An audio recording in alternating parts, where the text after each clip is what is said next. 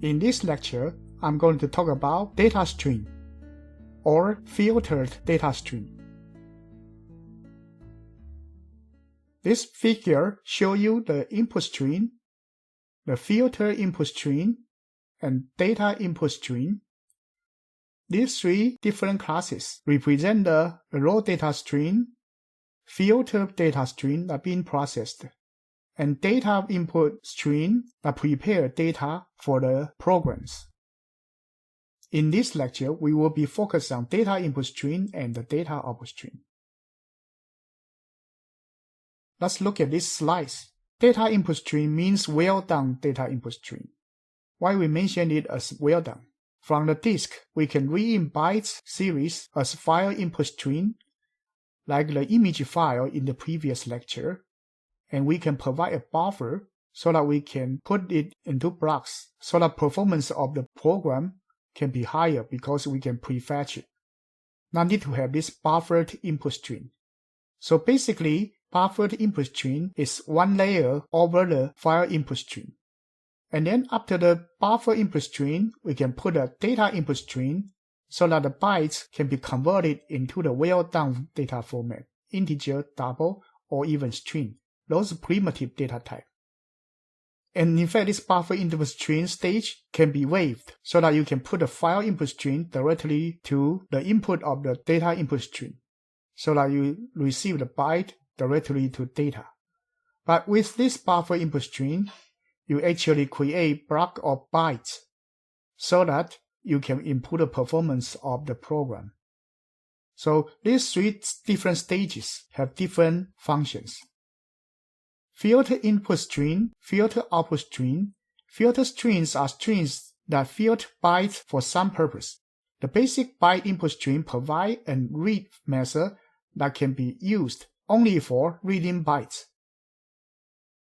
If we want to read integers, doubles, or strings, you need a filter class to read the bytes input stream. Using a filter class enables you to read integers, doubles, and strings instead of bytes and characters. Filter input stream and filter output stream are the base classes for filtering data. When you need to process primitive numeric types, use data input stream and data output stream to filter bytes. Let's return to the previous slides. In this slice, the filter data type can be buffered or can be a well-done data input stream or line number input stream or pushback input stream. These are different data formats put into a buffer or with line number or pushback or the well-done data. These are all the subclasses for the filter input stream. So filter input stream is a base class. Data input stream, data output stream. Data input stream reads bytes from the string and converts them into appropriate primitive type, value, or strings. Data output stream converts primitive type values or strings into bytes and output the bytes to the string. Data strings, the data strings, data input stream, and the data output stream read and write Java primitive types in a machine-independent fashion, which enable you to write a data file in one machine and read it on another machine that has a different operation system or file structure. So the file input stream layer have been hidden by this data input stream and data output stream.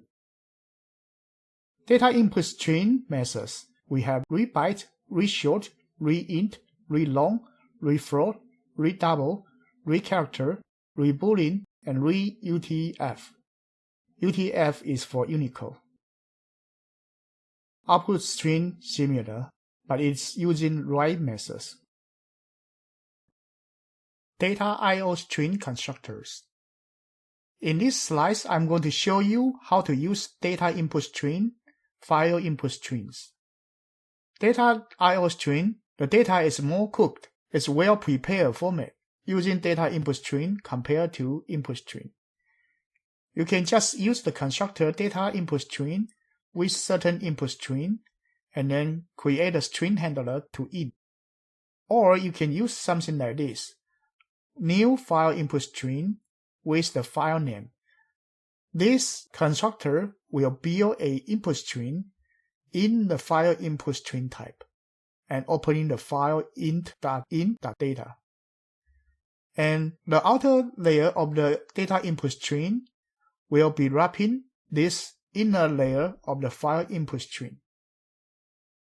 And in fact, you can add another layer of buffered input string in between the data input string and file input string.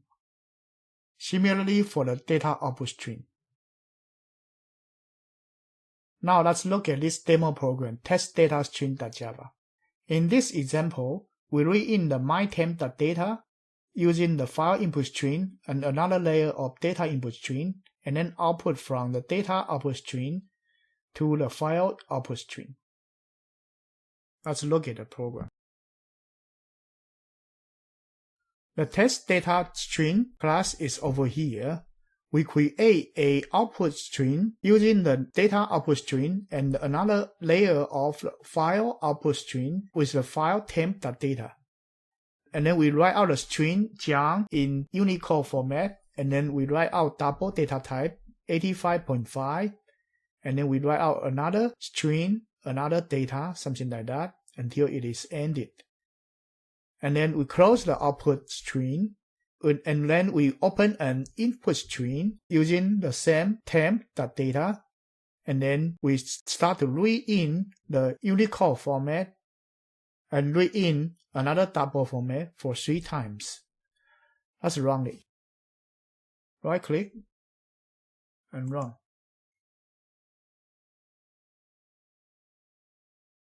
So we write out these 3 pairs of the information and then read in again and print them out.